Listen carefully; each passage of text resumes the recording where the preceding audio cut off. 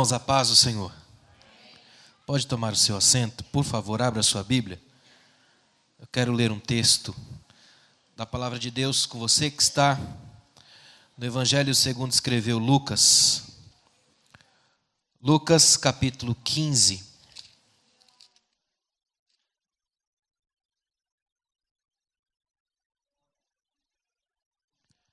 Lucas capítulo 15, nós vamos ler a partir do versículo 11 até o versículo 24. É o texto que eu quero refletir essa noite com os irmãos. Deus tem uma palavra ao nosso coração nesse culto tão abençoado, onde a gente tem sentido a presença de Deus de um modo especial. Amém, irmãos? Eu quero mostrar aos irmãos alguns ângulos diferentes do relacionamento com Deus aqui essa noite. Eu quero com os irmãos fazer um mergulho nesse texto, porque para mim, esse é um dos textos bíblicos que mais nos relatam o jeito diferente que Deus tem de exercer seu amor. Amém?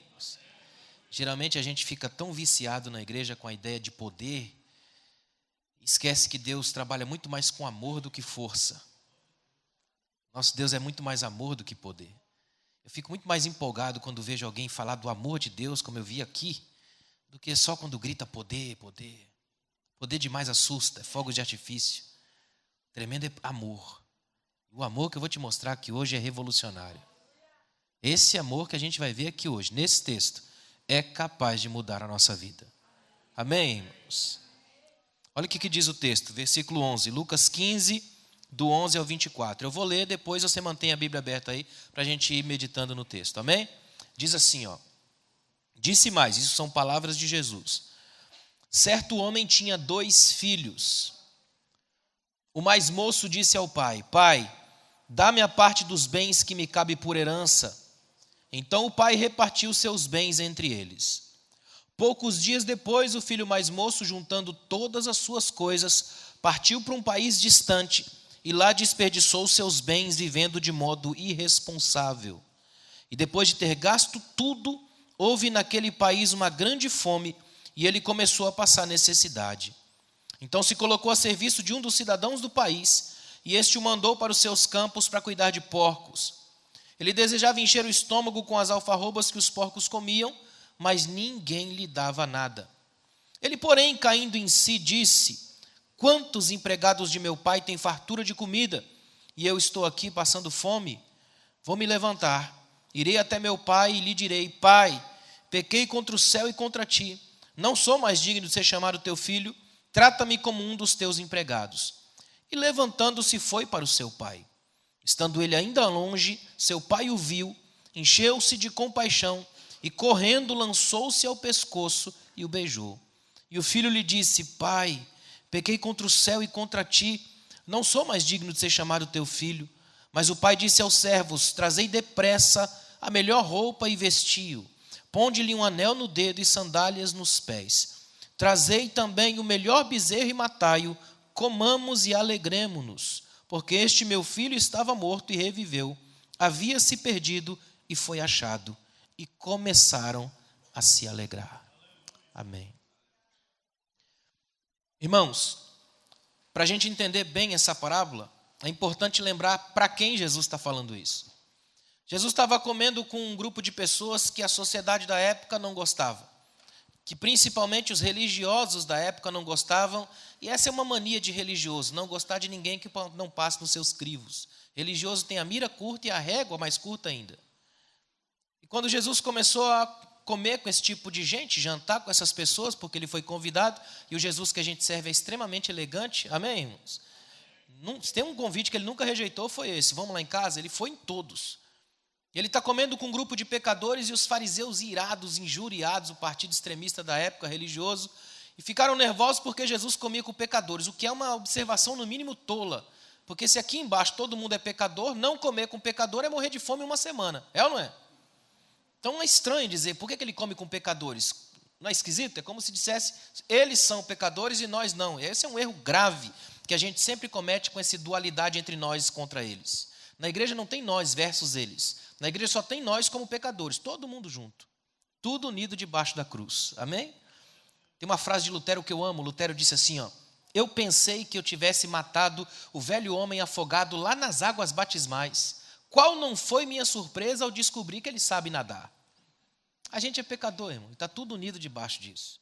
Então, o que está acontecendo aqui nada mais é do que um banquete entre pecadores e Jesus está aqui. Porque Hebreus diz que ele é o mesmo, ontem, hoje e eternamente, ainda se reúne com gente como a gente. Quer ver uma coisa interessante? Essa primeira plateia começou a ridicularizar, a querer criar um conflito, porque Jesus estava comendo com pecadores. Aí Jesus, na sua pedagogia espetacular, começa a contar 3 parábolas. E ele coloca uma gradação nas 3 parábolas. Ele diz que tinha um pastor que tinha 100 ovelhas. Uma das ovelhas se perdeu. E o pastor deixou as outras 99 e foi atrás daquela ovelha perdida até a encontrar. Quando a encontrou, colocou nos ombros, voltou para casa, chamou os outros pastores e fez uma festa porque achou a ovelha perdida.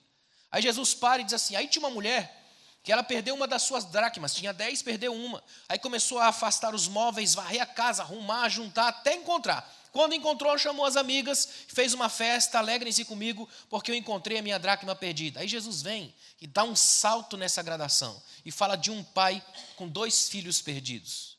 Porque um não estava em casa, mas nunca se sentiu em casa. Já o outro não via a hora de sair de lá. Os 2 estão perdidos. Só que olha a gradação de Jesus. Uma coisa é você perder um animal em 100. Outra é perder uma coisa em 10. Complicado é perder filhos. Então Jesus começa a mostrar para eles que tipo de amor Deus tem. Ou seja, que para Deus, a gente tem uma importância e um valor que é infinitamente maior do que o valor que se dá a coisas, do que o valor que se dá a sentimentos e coisas que a gente tem por coisas ou por animais ou por outras coisas. Ou seja, existe um Deus que se relaciona, é o que Jesus está dizendo. Jesus está dizendo para eles assim, eu quero que vocês saibam que o fato de eu estar aqui, cercando a mesa com gente que vocês nem entram, é simplesmente obedecer ao Pai. Porque o meu pai é de relações. Ele é de gente que senta à mesa, que come, que fala com os outros, que abraça a gente. O irmão dando testemunho aqui agora, para mim, a melhor frase que ele falou. Como é bom receber de alguém, estou orando por você. C.S. Lewis disse que a melhor forma de dizer a alguém, eu te amo, é dizer, estou orando por você. Porque você está falando com o Pai. Já percebeu que quando a gente ora, a gente usa palavras. Para falar com Cristo, que é o verbo, palavra. Usando a palavra dele. Então é sempre lógica de palavras. Ou seja, não orar é emudecer espiritualmente. É sempre falar. Agora escute uma coisa. O texto começa, eu quero ir no tempo que eu tenho aqui com a gente até onde der, aí nos detalhes do texto. O texto começa com Jesus falando assim, ó. Um homem tinha 2 filhos. Eu acho tremendo que Jesus não usa a lógica. Ele não chega e diz assim, um pai tinha 2 filhos. Quem vai falar pai é o menino, o filho que sai. É interessante isso. Jesus chega e diz assim, ó, um homem tinha 2 filhos. Porque para Jesus só é pai quem antes for homem. Porque tem muito homem para fazer, pouco para criar.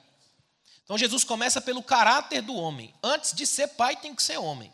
Nós vivemos hoje numa geração de filhos jogados. Porque há muitos pais que às vezes até fazem e dão de tudo, mas não dão presença. E esse Jesus é o pai de amor. É um pai que não dá presentes, dá presença. É um pai que até permite que a vida te tire coisas, para você lembrar que o que não pode perder é presença. Esse é outro tipo de ser pai. É outra forma de ter amor. Olha que coisa interessante. Aí ele chega e diz assim, ó, o mais moço é o menino que tem vida demais, efervescência. Está no ápice da juventude, doido para sair e gerenciar a própria vida. Ele está com efervescência, ele quer sair, ele quer ser o dono da própria vida, gerenciar o destino. Ele quer ousar ou tentar um tipo de aventura. Aí o texto diz assim, ó, que o mais moço chega para o pai e diz, pai, dá-me a parte dos bens que me cabe por herança. Agora, irmãos, na cultura da época, essa frase era devastadora. Porque na época só se tratava questões de herança depois que o pai morresse, passasse a parte do luto, tiravam-se vestes de luto, colocavam-se as vestes do cotidiano, aí se sentava para tentar discutir questões de herança. E nesta cultura, o mais velho tinha direito a 70% e o mais novo 30%. Ou seja, quem tem menos parece ter mais ânsia, não é? E ele quer porque quer gastar, ele quer torrar dinheiro, ele está louco para ter o que é dele. Então, quando alguém chega nesse nível, a primeira coisa que sofre impacto é o jeito de amar. Porque quem quer coisas demais não consegue amar ninguém. Aliás, a primeira coisa que você tem que ter para receber um presente são os braços livres, não é? Quem tem coisa demais nos braços nem consegue dar um abraço. A ideia desse menino aqui é que ele tem coisa demais, bagagem demais, sonhos demais, é muita coisa. E quando tem muito dentro de um, você se gadareniza. E o menino agora está sem essa opção do amor. Ele chega para o pai, dá um salto nessa relação e diz assim: pai, eu quero a parte que me cabe por herança. Agora imagina nessa cultura, você sabendo que isso aqui é um pulo, um salto dentro da cadência normal da vida. Ou seja, aos ouvidos do pai, essa frase surgiu assim: ó, eu não me interesso pela sua vida, eu só quero o meu dinheiro. O Senhor para mim é um meio para um fim, é um caixa eletrônico e eu vou sacar. Esse menino está repetindo o mesmo erro de Adão e Eva, a partir da árvore querer ser igual a Deus. Não dá para ter relacionamento com Deus pela via das coisas. Ou é relacionamento com Ele, ou você não tem nada. É pessoal demais. Não dá para ter relacionamento com Deus por tabela. Agora esse menino chega, ele quer o dinheiro, ele quer a vida dele, ele quer a herança. A lógica é olhar para o pai e dizer: para mim não interessa, o que interessa é que eu quero o meu dinheiro. E esse pai é tão tremendo que o pai chama os dois, porque olha o versículo 12, diz assim, ó: o pai repartiu os seus bens entre eles. Imagina a cena, o pai chama os dois filhos e diz: aqui ó, 70% é seu e 30% é seu. Só que eu preciso lembrar os irmãos de uma coisa que é fundamental para entender isso aqui, ó. Hoje, você pode estar sentado do lado de um irmão, de uma irmã rico aí, nem saber, porque riqueza cabe nos cartões de crédito. Nessa época não, se via, se ostentava. Imagina o pai ter que fazer todo um levantamento. É que isso aqui não é cronológico, tem um tempo aqui. Imagina o pai ter que fazer todo o levantamento de tudo que ele tem, toda a fazenda, levantar o patrimônio inteiro e fatiar. 70% para você, 30% para o outro. Tanto que agora esse outro vai passar um tempo para ele também reunir tudo que tem. Olha o versículo 13. Pouco tempo depois, ou não muitos dias depois, o filho mais moço reunindo tudo que tem. Eu acho que esse momento aqui deve ter sido o mais difícil dessa convivência nessa casa. Porque você tem um pai desesperado com dois filhos complicados e a mãe que sumiu, que até hoje ninguém sabe onde foi parar a mãe. E agora você tem um menino que está tomando o tempo da vida, atropelando a própria história, passando por cima de uma série de sequências de vida, que é normal das etapas da vida, ele está pulando as etapas, e ele chega aqui agora para o pai. Eu não sei se você está conseguindo entender isso. Do momento em que ele fala para o pai: eu quero a minha parte, e o pai vai lá e reparte, até ele sair da fazenda tem um tempo, que é o tempo onde ele vai passar o dia inteiro fazendo o levantamento do que tem. Imagina só esse menino com papel na mão, prancheta na mão, e dizendo: esses cavalos aqui são meus, esses animais aqui são meus, esses escravos aqui são meus, 30%. Ele vai fatiando a fazenda inteira, e ele nesse tempo ainda mora lá. Ele ainda convive com o pai, ainda tem que comer com o pai, ainda participa da mesa com o pai. Tenta imaginar uma refeição com esses três. O pai olhando para o filho que não faz ideia do que está fazendo, o filho que só contabiliza e o outro injuriado, guardando tudo no coração, que só aparece no final da história. Pensa como era a convivência nessa casa. Isso me lembra muito a convivência da gente na igreja de hoje. Quanto crente que vem para a igreja, ele só reclama. Ele não faz nem ideia de que está na casa do pai, tem bênção do pai, tem graça do pai, tem culto, tem oferta, tem orquestra, tem pastor, tem tanta bênção, mas ele não pensa, ele só pensa em si, ele só quer o futuro, ele só quer o amanhã, ele fica tomando conta, contabilizando. A mente dele é tão contábil que ele não consegue usufruir o que tem. Relaxa, irmão, você está na casa do Pai. Permita que o Espírito Santo te dê um abraço, é só isso. Só para você entender de uma vez por todas que aqui não é um shopping de Deus. Aqui é o lugar onde a graça de Deus puxa o tapete para você cair no abraço do Pai. E permitir que aqui você se jogue. Sinta-se em casa. A gente esquece que isso aqui é casa. Quer ver uma coisa extraordinária? Olha o que diz o versículo 13. Poucos dias depois, ou não muito tempo depois, o filho mais novo, juntando tudo que possuía, dá uma olhada nisso, partiu para um país distante, para uma terra longe, e lá desperdiçou os seus bens vivendo de modo irresponsável. Olha o que esse menino faz. Ele não está pensando no futuro, ele não está nem aí para a administração, que ele quer torrar dinheiro. Ele está naquela lógica bíblica de quem comigo não ajunta, espalha. Ele está saindo, está gastando, simplesmente. E nessa época, escuta uma coisa, quanto mais você tem mídia, tem dinheiro, mais cola a gente perto de você. A síndrome da mariposa, atraídos por tudo que brilha. Esse menino aqui tem gente perto dele, está torrando dinheiro, está gastando dinheiro, está simplesmente vivendo o sonho dele. E ele vai para longe, porque ele quer ficar com a própria vida sem ter qualquer testemunha do pai. Ele quer ser ele sem referência de ninguém. Ele não quer que a teia que existe em todos os humanos da fofoca façam o pai saber onde ele está. Então ele vai para longe. E é sempre para longe que o pecado nos leva de Deus. Toda vez que a gente coloca o coração em alguma coisa que não é de Deus, esse amor sofre uma ruptura e a gente vai para longe de Deus. E ficar longe de Deus é o pior lugar que existe, porque longe de Deus você já está no inferno. É a presença dele que faz o céu ser céu. Sem Deus nada vale a pena. Sem Deus nenhum sucesso é bom. Sem Deus você não tem família, tem um ajuntamento desesperado de gente, é um desespero genético. Sem Deus você tem o melhor colchão, mas não tem sono. Sem Deus você tem casa, carro, mas não tem experiência de família. Sem Deus você até está na igreja, mas não é corpo. É só quando a gente está com Deus, e Deus em nós, na intimidade mais profunda, é que a gente experimenta tudo no nada. É aqui que você entra na dimensão de Jó, até perde tudo, mas nunca se perde, porque sabe nas mãos de quem você está, e aqui tem segurança suficiente para viver. Está dando para entender? Olha que coisa tremenda que diz o versículo 14. Interessante que no finalzinho do 13 diz que ele desperdiçou os bens, vivendo de modo irresponsável. Aí o 14 vem e diz assim, ó: depois de ter gasto tudo. Esse é o problema do ser humano, gente. O ser humano, por incrível que pareça, parece que há em nós uma predisposição para aquilo que é ruim. São as famosas leis de Newton, né? Ou seja, sempre, as famosas leis de Murphy, perdão, sempre o pão cai com a parte da manteiga virada para baixo, não é?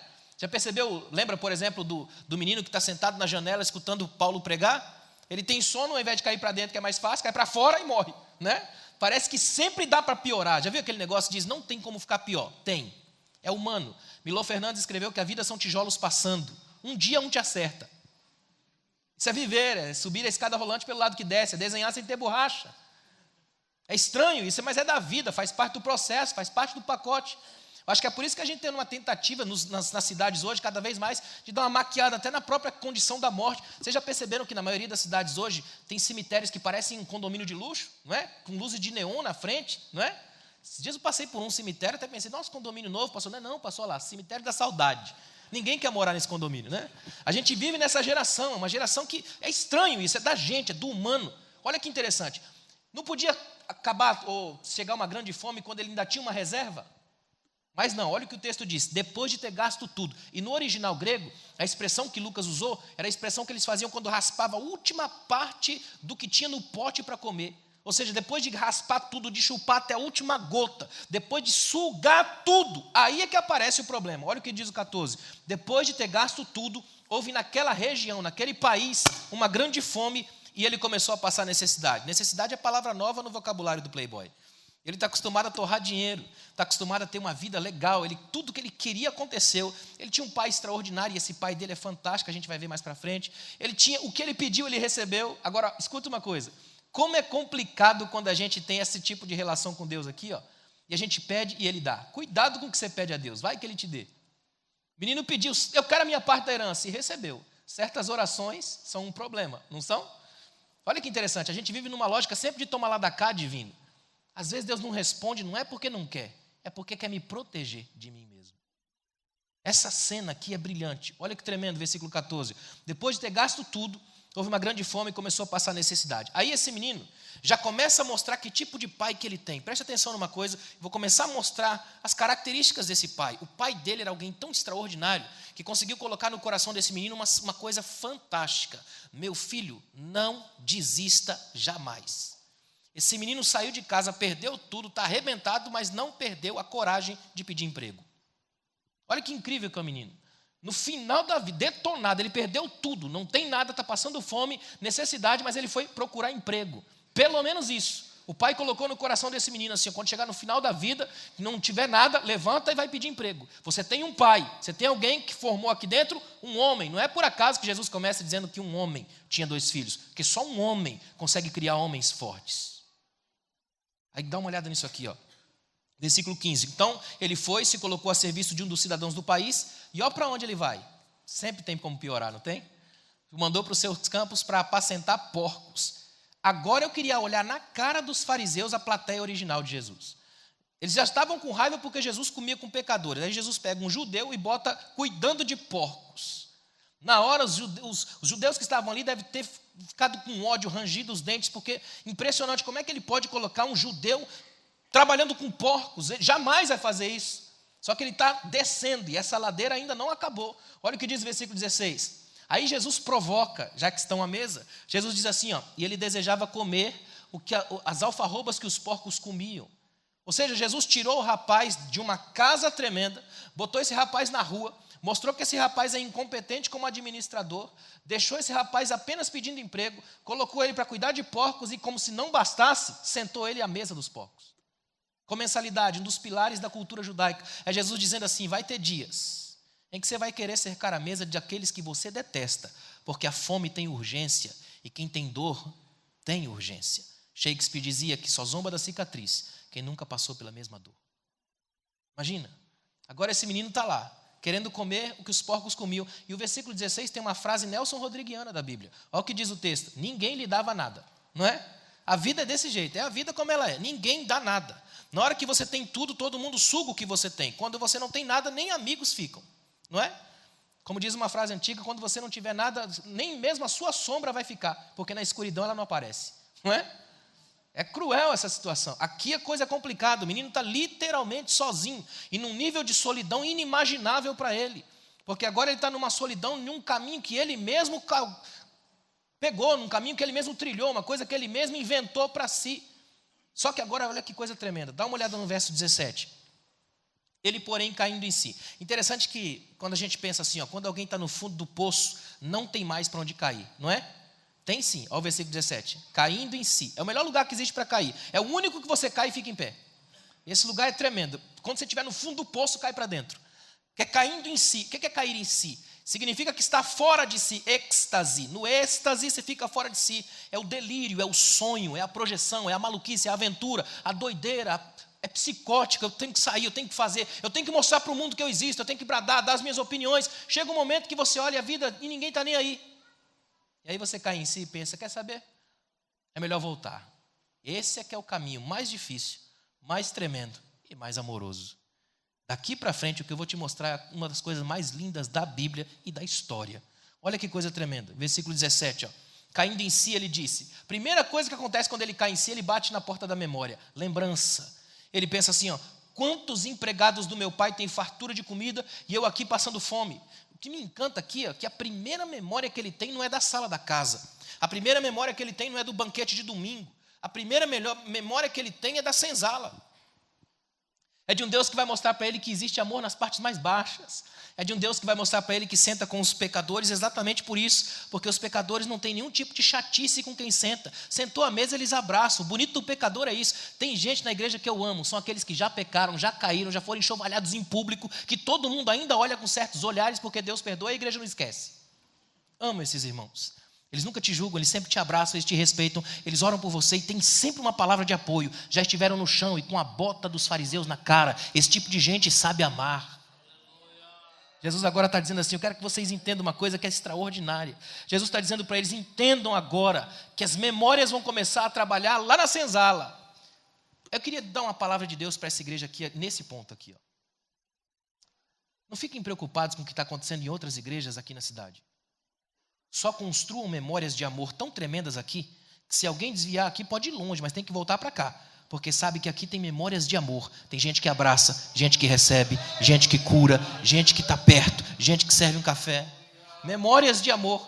São as memórias. Quando você entrar no seu carro, lembre disso. O retrovisor é sempre menor que o para-brisa. Porque o passado é só essa referência. É para frente que a gente olha. Mas tem que olhar para trás para saber o que Deus fez na vida da gente.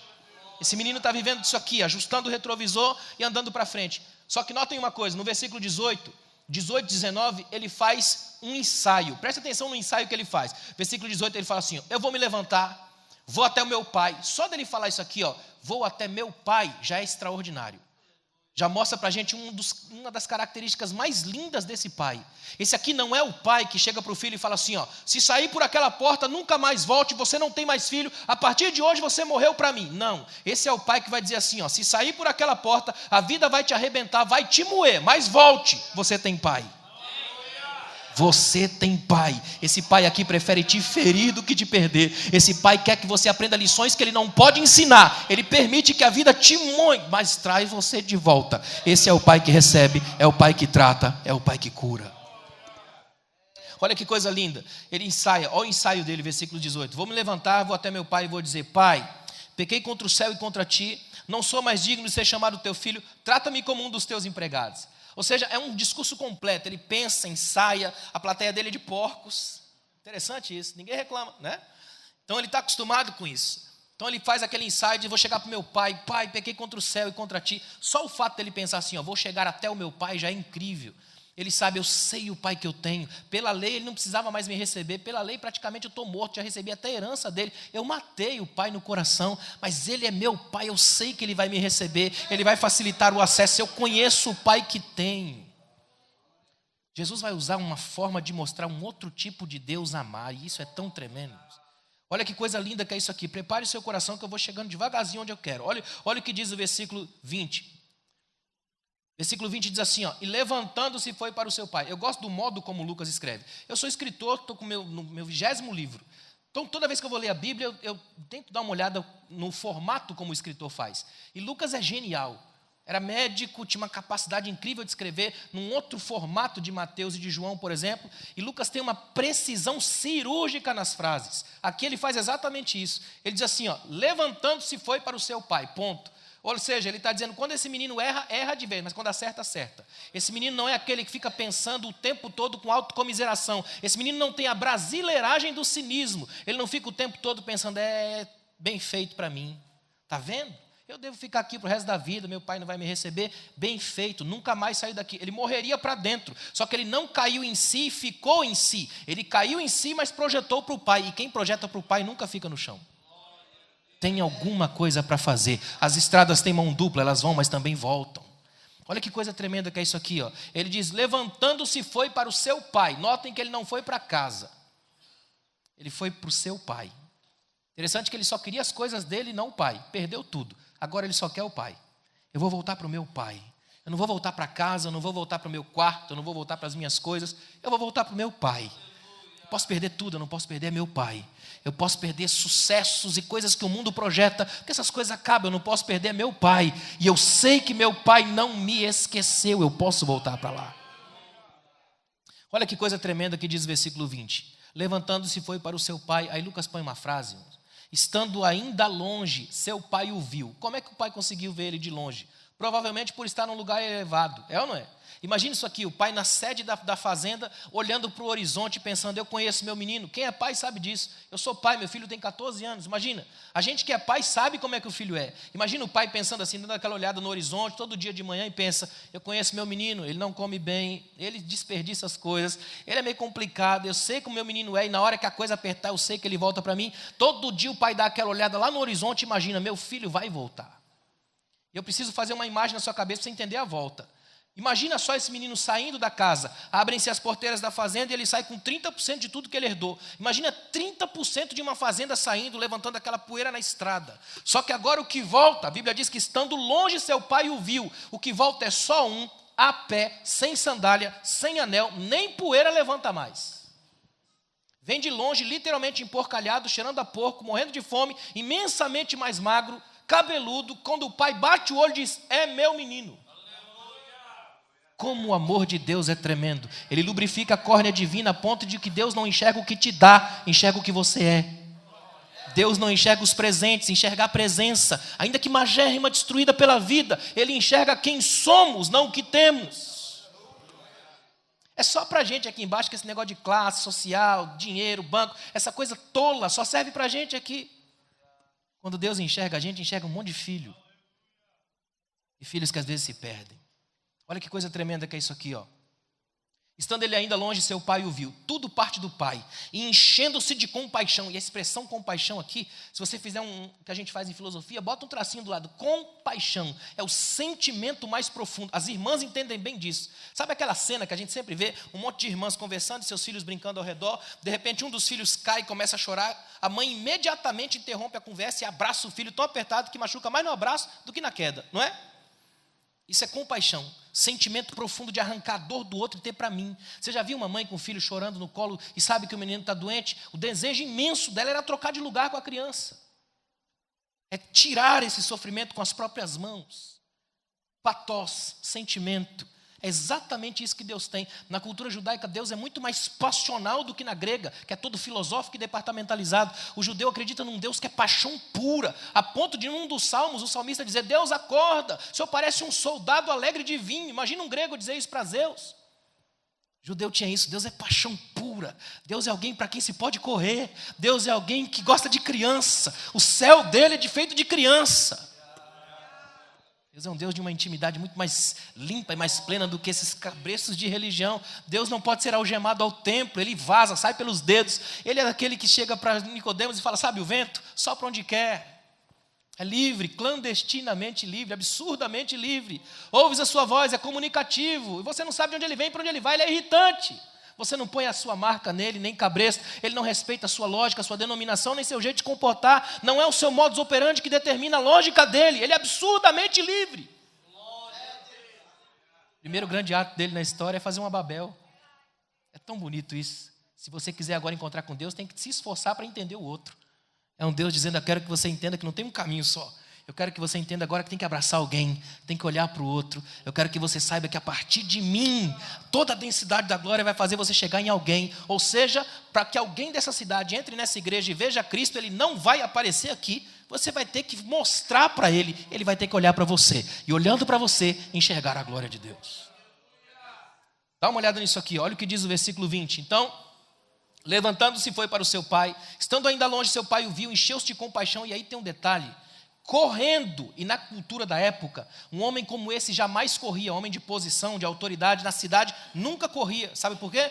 Porque era considerado um escândalo. Eu estava lendo sobre um missionário que estava contando essa parábola numa região da África, muito próxima de onde Lucas escreveu isso, e ele disse que quando ele disse essa expressão, que o homem correu, todos que estavam ali na plateia botaram a mão na boca, um olhou para o outro assustado. Como é que é, missionário? O homem saiu correndo, e eles assustadíssimos com a mão na boca. E ele perguntou, mas por quê? Porque na nossa cultura, um homem com esse nível de conhecimento, dá passos elegantes, com calma, se move lentamente, porque correr é coisa de menino, coisa que moleque faz na rua. Então ele correr é se igualar às crianças. Agora, olha o que o pai faz, olha a primeira leitura de amor do texto. Meu menino está vindo ali esbagaçado pela vida, ele é subproduto das próprias escolhas, ele errou feio, ele está vindo como prato predileto da imprensa marrom, vão acabar com ele. O que eu faço? Eu desço correndo, porque quando eu descer correndo, o meu escândalo é maior e a polêmica nova vem demais. Então o meu escândalo na rua vai cobrir o escândalo do meu filho. Aí o que o pai fez na rua, Jesus fez na cruz, e o escândalo da cruz cobriu o meu e o seu pecado. É por isso que a gente está aqui essa noite, porque a gente tem um Deus capaz de cobrir escândalos com a graça e um amor que é capaz de ser infinitamente maior do que a gente pode imaginar. Se você ainda não alcançou esse nível de amor, escuta uma coisa aqui, ó. Jesus nesse texto está produzindo a mais violenta inversão de amor que se tem na história, porque Jesus não coloca um pecador correndo para os braços de Deus, ele põe Deus correndo para os braços de um pecador no meio da rua. Aqui não é o pecador que vai, é Deus quem vem, é encontro. Toda vez que eu olho para esse texto, isso me emociona, por saber que eu sozinho nunca chegaria a Deus. Outros planos, outras ideias, as vitrines do mundo, as percepções são sempre distantes. Aí ele vem e desce, entra na minha estrada de fracasso e corre até mim. É por isso que você está vivo ainda hoje. Porque se Deus correu bem na sua estrada de desistência, na sua estrada de fracasso, na sua estrada de depressão, esse Deus é o Deus que anda nas estradas dos nossos fracassos. Não é apenas o Deus do palácio, da festa e da vida. É o Deus do luto, da crise, da raiva. Esse aqui é o Deus quando eu protesto. Esse é o Deus que me ama quando eu não mereço. Esse é outro tipo de amor. Olha que coisa tremenda, versículo 20. Ó. Ele correu, lançou-se ao pescoço e o beijou. Eu imagino esse menino trêmulo dos pés à cabeça. Ele está todo sujo e mesmo assim o pai desce, abraça e beija. E só se beijava nos círculos familiares. É o pai dizendo, você é meu filho. Eu te recebo como meu filho. Eu tive uma experiência que marcou meu ministério. Logo quando eu comecei a ministrar, a pregar. Eu sou de São Paulo, moro em Goiânia faz 9 anos. Fui ministrar numa cidade do interior de São Paulo e um calor imenso na cidade, mais ou menos, eu fiquei uma semana ministrando, e o pastor me deixou no hotel, falou para mim assim, num dia de tarde, falou, vamos tomar um café comigo, eu quero que você vá visitar um irmão junto comigo. Aí fomos, chegamos lá, o irmão cuidava de porcos, eu nunca mais esqueci disso, são uns porcos imensos, eles chamam de granja, eu nunca tinha visto porco daquele tamanho. E aí quando a gente parou o carro assim, o irmão estava lá embaixo, no meio de um monte de porcos, eu confesso aos irmãos, comecei a passar mal por causa do cheiro, calor, aquela coisa toda. Aí, tenta imaginar a cena, o irmão quando viu a gente gritou, não venham não, vocês são homens de Deus, anjos de Deus, e aqui está sujo, e o pastor me puxando pela mão, uma tribulação, eu passando mal, o pastor puxando pela mão, o irmão gritando, porco para todo lado, uma tribulação. Só que eu sou muito detalhista, porque sou escritor, sempre trabalhei com isso. Eu comecei a prestar atenção, aquela cena me marcou para o resto da vida. Você já percebeu que lágrima não respeita a maquiagem? Pode ter 1 quilo de maquiagem, ela rompe. E a lágrima, toda lágrima faz o mesmo caminho. Ela nasce no peito, sobe contra a gravidade, enche os olhos, vaza pelos olhos, rompe qualquer camada e morre no mesmo peito onde nasceu. É sempre o caminho de uma lágrima. Na hora que eu olhei para ele todo sujo, a lágrima veio aqui, ó, fez um caminho pela sujeira dos porcos e pingou nele. Aí o pastor pegou ele pela cabeça, assim, deu um beijo estalado nele. Quando o pastor virou para mim, ele saiu correndo lá para se lavar. Eu nunca mais esqueci aquele olhar. Até hoje, todo pastor que eu conheço, eu procuro aquele olhar. Para mim, aquele é o olhar pastoral. Ele olhou para mim nos olhos, olhos flamejantes, e disse: pode ter cheiro de porco, mas esse aí é ovelha e é minha. Por isso que eu estou aqui. Eu vim atrás dele. É exatamente isso que esse texto mostra para nós. O menino todo sujo. Esse menino está no meio da rua. Gente, esse Deus aqui é um Deus capaz de amar gente no meio da rua. Notem que o que está acontecendo aqui agora, que eu vou mostrar para vocês, não está acontecendo no templo. Isso aqui não é culto de domingo, isso aqui não é uma coisa que acontece na ceia, isso aqui não tem a ver com grupo familiar, isso aqui não é célula. Seja o nome que você der para Paranoia Gospel, isso aqui é na rua. Está acontecendo na vida. Jesus é urbano, público. É um Deus que é mais fácil você achar ele na praça do que na sinagoga. Esse Deus aqui não tem cheiro de parafina de gaveta, mofo de igreja, porque alma com cheiro de mofo não inspira ninguém. Jesus é livre. Jesus é aquele que a religião não cabe nele. Aliás, mataram ele porque ele não cabia na religião, até descobrirem que ele também não cabia no túmulo.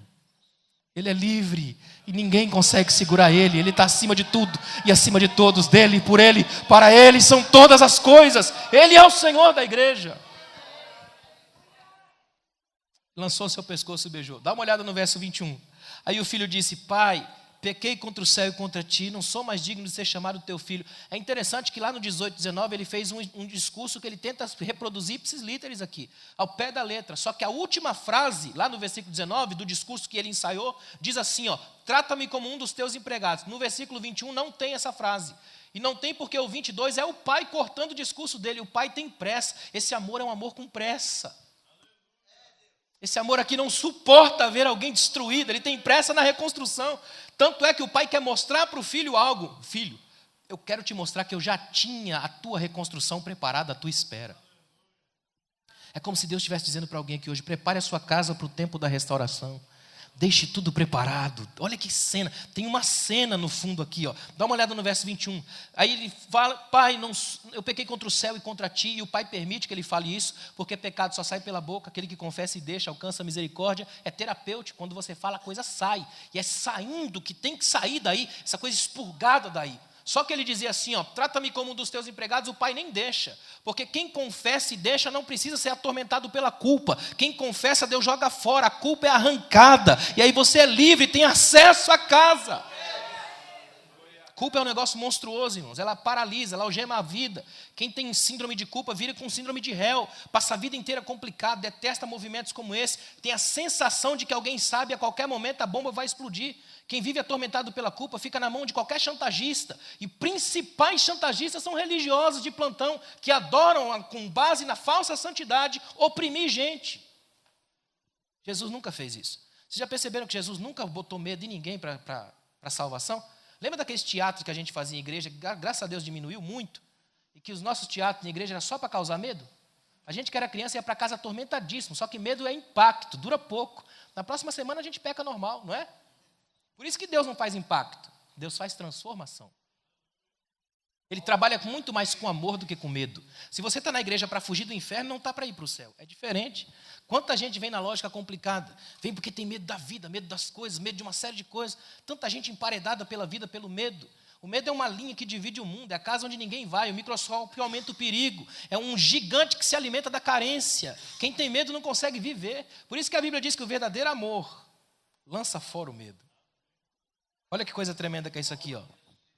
Olha o versículo 22. O pai disse aos servos: depressa. Por que depressa? Porque servo sem ter o que fazer, arruma o que falar, não é? Imagina por um momento os servos de olho naquela cena. Rapaz, o homem veio quebrado, todo sujo, arrebentado. Eu quase vejo um servo já passando no WhatsApp: ó, voltou quebrado, hashtag detonou, né? Imagina, meu Deus, como é que esse cara veio quebrado desse jeito? Deu tudo errado para ele. Antes que a rede de fofoca funcione, O pai já manda eles trabalharem para ele. É o pai dizendo assim, ó, vão vestir roupa nele, vão colocar anel no dedo dele, vão calçar sandálias dele, porque embora esteja sujo como está, é patrão de vocês, porque é meu filho. É ele dizendo, eu quero que vocês saibam que ninguém tem poder de humilhar aqueles que eu exalto. Ninguém tem poder de abaixar aqueles que eu levanto. Ninguém tem poder de destruir os que eu reconstruo. Não interessa o modo como veio, se veio a mim, o mundo respeita. A história começa a acontecer. Dá uma olhada numa... Olha que coisa extraordinária isso aqui, ó. Trazei depressa a melhor roupa e vistam. Imagina essa cena aqui, ó. O pai chega pro costureiro lá, sei lá, e diz assim, eu quero que você faça uma roupa nova pro meu filho. Você conhece meu filho, ele é todo complicado, é malandro, ele vai voltar mais magro. Faz um pouco mais fina. Quero dar um presente quando ele chegar. Agora imagina esse menino indo lá na casa buscar uma roupa nova para vestir no cara. Isso no meio da rua. Você vai entender por que isso acontece no meio da rua um pouquinho para frente. Olha o que ele diz assim, ó. Coloque um anel no seu dedo. Agora olha para mim. Interessante que você já percebeu que no momento que a gente engorda ou emagrece, as primeiras medidas que a gente ganha quando engorda ou perde quando emagrece são nas mãos. Já notaram isso? Aqui tem pouca gordura para queimar. Pode observar, pessoas mais gordinhas, as mãos têm um aspecto soft, não tem? Tem até um furinho e tal, né? Agora, quando a gente fica no hospital, tomando soro, não fica um aspecto cadavérico na mão? Não fica? Por exemplo, quando eu casei, eu vou fazer 17 anos de casado. Eu casei com uma mineira da cidade de Ipanema. Casei com a garota de Ipanema, imagina. E aí, quando eu casei, eu estava em Gênesis 1:2, sem forma e vazio de tão magro que era. Essa aliança entrou e eu tinha que dar tchau com a mão assim, porque ela caía. Agora, imagina, a gente engorda, né? Casei com a mineira cozinha bem, a melhor culinária do Brasil, né? Olha como é que tá. Tá só a graça de Deus aqui. Agora, imagina que eu fique doente, vou parar no hospital. Imediatamente esse negócio é um dos primeiros a assumir. Dá uma olhada no hospital da próxima vez que você for, nas pessoas que estão internadas. É estranho isso. Já viu quando a pessoa é magérrima, como é que é o aspecto da mão? Agora tenta imaginar esse menino. Ele volta imensamente magro, a pé, de longe, sem comer nada. E o pai faz aquela leitura de cima e embaixo e pensa, meu filho está sujo, detonado, não tem mais aliança, provavelmente vendeu para ganhar algum dinheiro porque era algo caro. Agora tenta imaginar que o pai vai e fala assim para o servo, depressa, pega o anel. Aí o servo vai lá no escritório do pai, pega o anel novo, vem, dá para o pai coloca o anel no dedo do filho e dá certinho. Eu pergunto, como coube? Se esse menino voltou muito mais magro. O nome disso é cuidado de pai. Esse é o tipo de amor que eu queria te mostrar aqui hoje. Eu queria que você viajasse na imaginação. Imagina só um momento, esse pai chegando no ourives da cidade e dizendo assim, você tem as medidas dos meus filhos aí? Tenho. É porque meu filho mais novo viajou e ele é complicado, sabe como ele é? Ele vai dar trabalho, ele vai voltar muito mais novo. E olha lá se ele não perder aquele anel. Vou mandar fazer um anel um pouquinho mais fino aí para ele. Eu quero presentear meu menino. Só quero abraçar ele quando ele chegar. Só quero segurar a mão dele quando ele chegar e lembrar a ele que temos laços, que nós temos uma aliança que não se quebra por causa das burrices dele. Eu tenho meu menino e eu sei como ele funciona. Agora tenta imaginar o menino com a mão suja e trêmula. Quando ele estende a mão e o pai coloca o anel, a única palavra, aqui tem um sermão sem frase alguma. É o pai dizendo para o filho, meu amor por você é tão forte que os nossos laços não podem ser rompidos por dinheiro, não podem ser rompidos por aventuras. O mundo não quebra meu amor. Eu amo você na lógica de uma aliança inquebrável, é perpétuo porque você é meu. E não acabou, não. Coloca as sandálias nos pés. Essa cena deve ser estranha, porque só os filhos andavam com sandálias, os escravos descalços. Agora imagine um escravo descalço, cujo maior sonho era andar com uma sandália, calçando os pés mais sujos que ele já viu na vida. Mas é porque são os pés do filho. E por que o pai está fazendo tudo isso no meio da rua? Porque o pai quer fazer cura psicológica no filho. Como é tremendo isso aqui do ponto de vista psicanalítico. Como é fantástico isso aqui. Ó.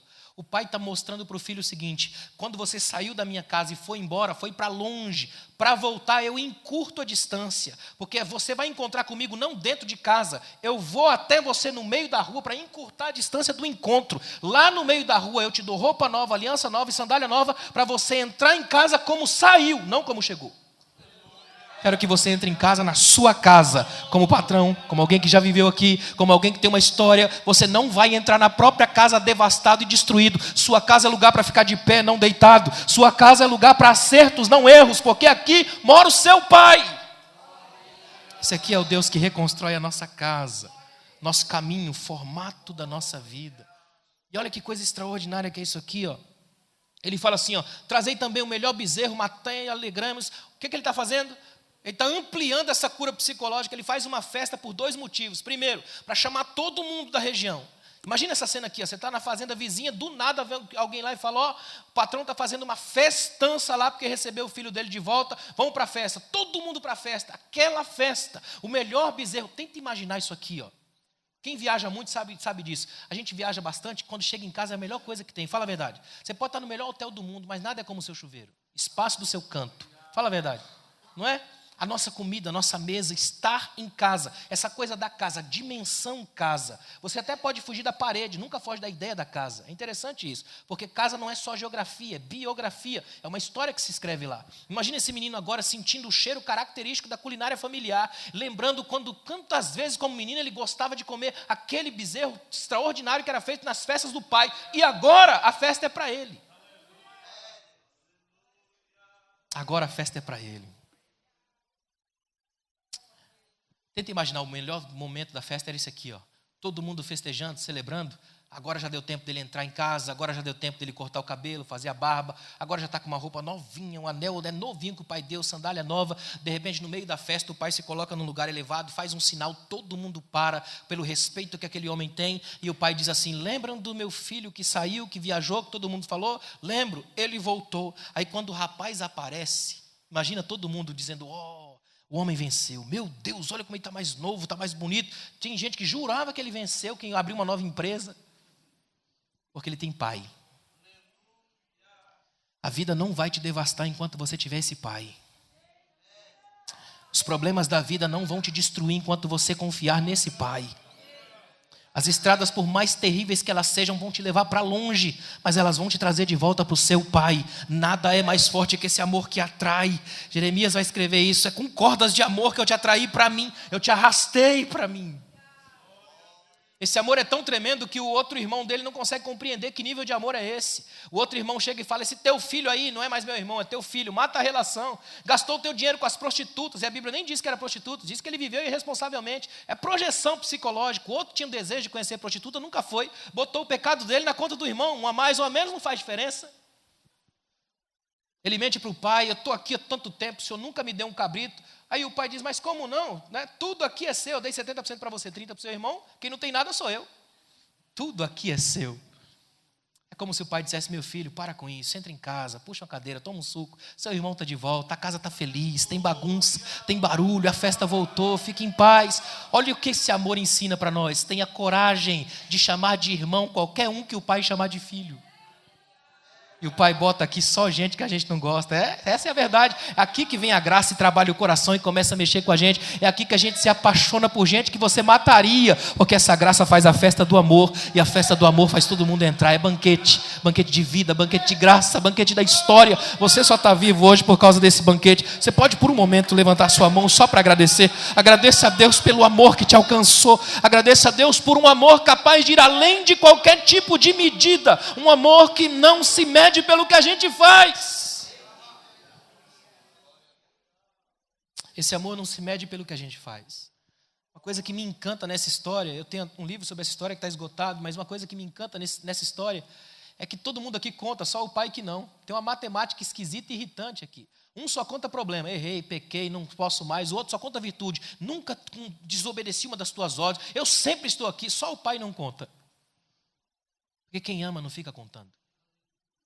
Quem ama, perdoa. Me permitam dar uma outra definição de perdão? Perdão é o aumentativo da perda. Um perdão, você perde tudo. Perde a raiva, a birra, a mania. Sobra só os braços para receber aquele que Deus colocar no caminho. É esticar a perda. É entender de uma vez por todas que eu não preciso criar uma série de coisas. Quer ver uma coisa que é tremenda? O perdão é uma espécie de inteligência espiritual em alto nível. Porque a vingança é burrice crônica. Eu faço com você, você faz comigo, eu faço de novo, você faz outra vez, até que a gente se mate. É burrice existencial. Enquanto que o perdão é alto grau de inteligência. Eu faço com você, você faz comigo, aí você faz de novo, aí quando você vem outra vez, eu falo, quer saber, cansei disso. Eu vou te dar agora uma chance de terminar uma nova história para velhos finais. A gente vai mudar isso. Criatividade. A gente propõe um outro jeito de ser. A gente se abraça, ao invés de se matar, a gente vive, não é melhor? A gente vai junto para o céu, ao invés de descer para o inferno. Essa santa gravidade vai fazer a gente subir, ao invés de descer. A igreja é o lugar onde o nosso amor é trabalhado assim. Queria que você saísse daqui hoje feliz. Porque nós somos alvos desse amor aqui. É esse amor que nos atinge, é esse amor que nos alcança. Em 1988, nos Estados Unidos, aconteceu um caso muito parecido com esse. A menina chega em casa e fala para o pai assim, pai, eu vou para uma festa com as minhas amigas. O pai fala, não vai não. Ela fala, vou. E fica naquela guerra, vai, não vai. Ela espera os pais dormirem. Quando os pais dormem, ela pega uma mochila, pula a janela e vai embora para a cidade grande, longe. E fica um tempo, anos por lá. Passam-se os anos. E ela sozinha, distante, sem nada, doente. Um dia ela está sentada na calçada, abraçada com os joelhos assim, olhando para a velha mochila. Quando ela pensa, quer saber? Eu vou voltar para casa. Então ela pega o cartão telefônico, liga. Nos Estados Unidos é comum cair na caixa eletrônica. Ela nem espera, ela simplesmente manda o recado do jeito que vem. Ela manda assim, papai, sou eu. Estou voltando para casa, terça-feira, meio-dia, vou estar na rodoviária. Se o senhor quiser que eu volte para casa, esteja lá, só isso. Se o senhor não estiver, eu vou entender e vou embora. Ela desliga e começa um turbilhão de pensamentos. E se meu pai mudou de casa, porque não deu tempo de eu ouvir a secretária eletrônica? Ou pior, e se meu pai não me quiser mais? Aí ela pega o único dinheiro que tem e compra uma passagem de ônibus. Você já viajou naquele ônibus que para em todas as paradas e quando não tem parada ele para na esquina? Só esse que dá para comprar quando você está nesse nível aqui, né? Começa a viagem dela, cada parada que o ônibus faz, o coração acelera. Quando chega na cidade dela, o motorista avisa, 15 minutos. Ela pensa, eu tenho 15 minutos para decidir minha vida. Então ela desce e pensa, vou dar uma olhada no saguão e volto. Só que quando ela chega no saguão, ela quase perde as forças das pernas. Tem mais de 40 parentes com chapeuzinho de festa, jogando confete para cima, uma faixa bem grande, seja bem-vinda. E ela sem saber o que fazer, aterrorizada, porque esse tipo de amor é terrível. Ele é extraordinariamente belo, só que é um belo que chega perto do terrível. Ele assusta. E ela sabe que vai desmaiar quando de repente o pai sai correndo de trás da multidão, põe o dedo na boca dela e diz, calma, aqui é só comitê de boas-vindas. Você tem que ver a festa que tem lá em casa. A minha menina voltou, pega no colo e leva para casa. A sensação que eu tenho de estar pregando para um aqui, é Deus dizendo para você essa noite, essa aqui é a sua casa. Seu pai te ama, seu pai não desistiu de você, seu pai não esquece a sua vida, seu pai conhece os seus traumas, feridas, angústias, abusos, e ele está aqui essa noite só para te abraçar. Eu creio nas curas do amor. Pouca coisa cura mais que um abraço. Os filósofos até hoje não descobriram quem inventou o abraço. Estão entre duas hipóteses. A hipótese A, duas pessoas se segurando para não cair. A B, querendo cair juntas. O abraço tem essa coisa terapêutica, a gente se joga nos braços do outro, é um estar junto na mesma intimidade existencial. O que Deus quer fazer com a gente aqui essa noite é revigorar em nós um outro jeito de amar. Jesus diz, eu sou o caminho não é uma estação, lugar que separa, é jeito de ir. É Jesus dizendo, eu sou outro jeito de andar, andem comigo, vocês vão amar de outro jeito, ser de outro jeito e receber de outro jeito. Para Jesus vale muito mais o abraço do que um culto falso e grande. Jesus quer que a gente saia daqui hoje livre da gente. Amém? Fica de pé, por favor. Eu quero fazer uma oração com você e eu nem sou muito disso, mas eu sinto de Deus de fazer isso aqui essa noite. Se tiver alguém aqui que sentiu de fato, eu não estou falando de emocionalismo, oba-oba, mas você sentiu que essa palavra era a palavra de Deus para a sua vida hoje, e só Deus sabe como é que está a sua vida, e quiser, vem até aqui à frente aqui, eu quero orar com você. Quem sabe hoje à frente aqui Deus não vai te dar aquele abraço que você tanto precisa. Se tiver alguém aí que está afastado dos caminhos do Senhor, hoje é o dia. Vem correndo para o seu pai. Seu pai nunca desistiu de você. Seu pai te conhece num nível que nem você se conhece. Ele é pai de amor e o modo como ele ama é extraordinário. Pode vir, fica aqui. Tem mais alguém? Jesus está falando com você aqui hoje. Seu coração às vezes está tão ferido, tão machucado por tanta coisa que a vida faz com a gente. E a vida não tem piedade, ela detona, ela bate sem dó. Só que aí vem Deus e fala, eu sei. Os planos que eu tenho para vocês são planos de bem e não de mal, para vos dar a esperança. E Deus está falando com mais alguém aqui, em nome de Jesus, vem aqui. Deus tem hoje para você um novo tempo, uma nova história. Só Deus sabe como está a sua vida. Eu sei que agora as pernas pesam toneladas, mas Deus quer te dar um abraço aqui hoje. Ele quer radicalizar a história da sua vida. É uma noite de transformação, de quebrantamento. É uma noite de Deus mudar pelo amor a história da sua vida. Ó Deus, obrigado, Pai. Obrigado pelo teu amor tão tremendo, Pai, que a gente consegue sentir a densidade dele aqui. Obrigado, Espírito Santo, porque esse amor nos atinge de um modo revolucionário e é capaz de perdoar as nossas ofensas, a nossa malignidade, Pai. Senhor, o Senhor está vendo os corações dos que vieram aqui à frente. Eu não os conheço, mas o Senhor conhece infinitamente melhor do que eles mesmos se conhecem. Tudo que eu te peço aqui hoje como ministro do Teu Evangelho, eu acabei de ministrar a Tua palavra e o Teu compromisso é com ela.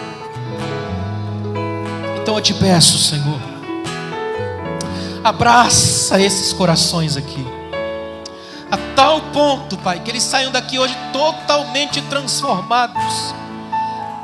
Que a partir de hoje a história deles seja diferente, a vida deles ganhe um novo colorido, Pai.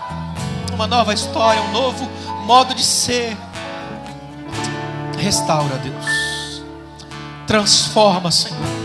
Que essas lágrimas sejam de quebrantamento, de novo tempo, de nova vida. São filhos, filhas amados de Ti e que estão aqui para saírem novos. Obrigado pela Tua presença tão linda, Pai, e pelo Teu amor. Obrigado, Deus. Obrigado, Senhor. Que Deus te abençoe. Que você saia daqui hoje completamente transformado, completamente restaurado, porque não há mensagem mais tremenda do que a mensagem do amor de Deus. Não há nada mais extraordinário do que o amor de Deus, nada mais transformador do que o amor de Deus. Que Deus te abençoe.